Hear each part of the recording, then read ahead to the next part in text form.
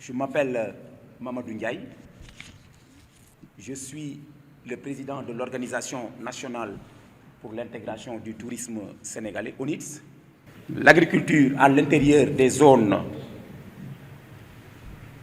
des terres de Mbour, en passant par Ndiaganiao, c'est une commune qui fait partie parmi les 16 collectivités locales que compte le département de Mbour. L'agriculture a connu une remarquable réussite au cours de la campagne de 2022 à 2023, enregistrant une production céréalière de 48 000 tonnes, selon les informations fournies par M. Cheikh Ndiaye, qui se trouvait être en son temps le chef de service départemental de développement rural, SDDR.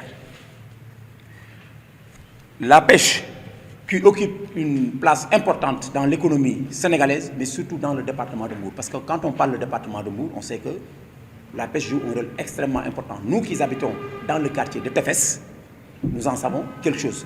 Quand on parle de Mbour, on parle de Joal, on parle de Ndayan, on parle de Popenguine, on sait que la pêche joue un rôle extrêmement important. Nous avons enregistré 138 000 tonnes de poissons. En 2019, nous avons enregistré 138 000 tonnes de poissons dans le département de Mbour pour une valeur de 53 milliards de francs CFA. Donc, la pêche joue un rôle extrêmement important. La majeure partie des populations, les jeunes, les femmes, y voient leur compte. Le tourisme, qui est un secteur clé, qui joue un rôle extrêmement important, non seulement dans l'économie qui occupe la deuxième place après la pêche au niveau du Sénégal. Le principal problème se situe dans l'économie du tourisme et de ceux qui la gèrent pendant un demi-siècle. Ceux qui gèrent le tourisme pendant un demi-siècle. Nous avons toujours les mêmes problèmes, les mêmes mots qu'on range dans les tiroirs. C'est pourquoi j'ai dit que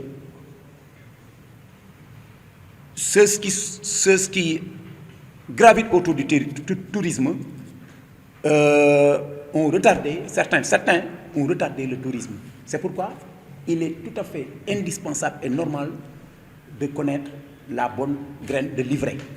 Pour qu'il y ait un tourisme profitable, comme j'ai l'habitude de dire à notre cher département, il faudrait qu'il soit intégré.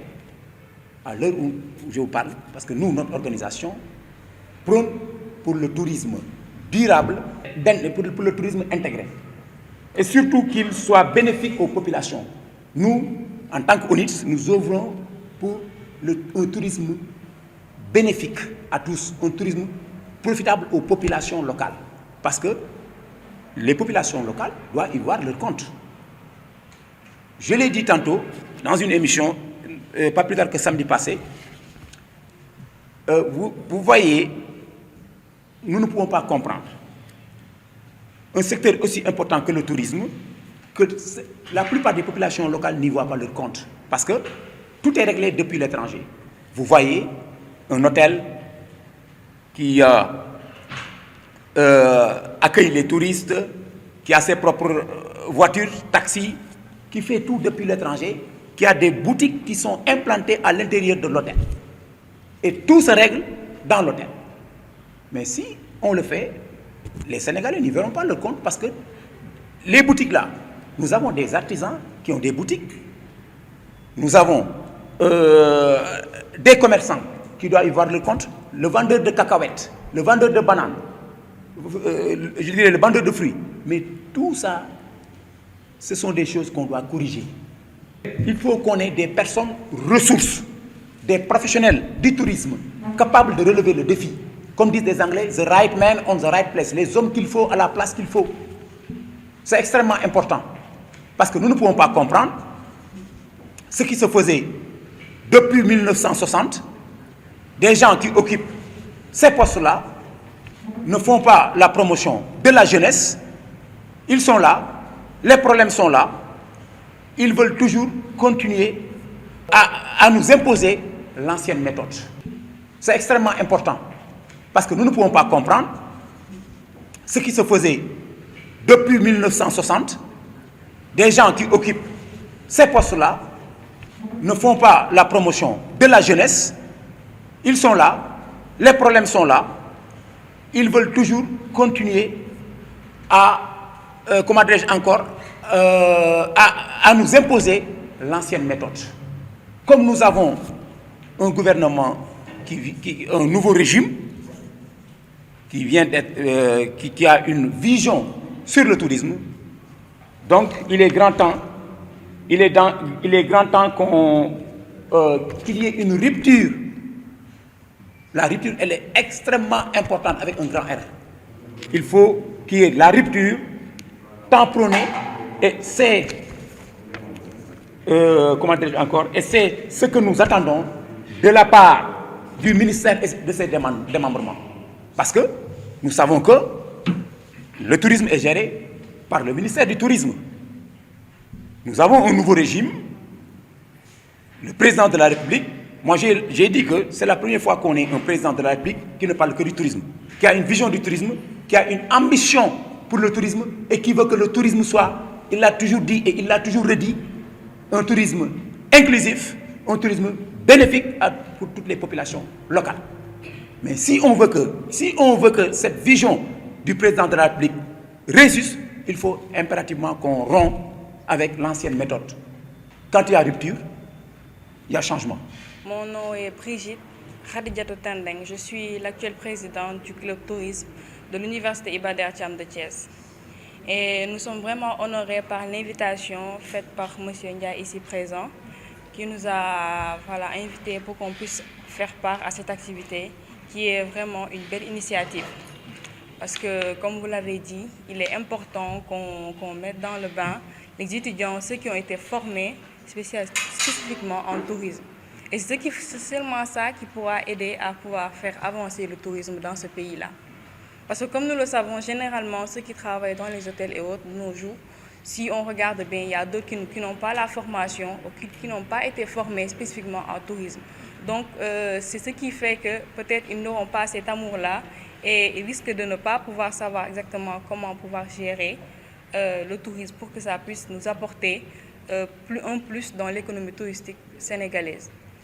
Donc, c'est ce qui fait qu'il faut qu'on puisse soutenir les étudiants, ceux qui sont spécialisés dans le tourisme, les aider à pouvoir s'intégrer dans le milieu professionnel.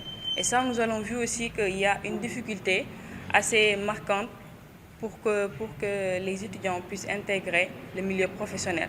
Parce que déjà, quand nous faisons notre cursus scolaire, pour qu'on puisse avoir des stages, c'est vraiment compliqué.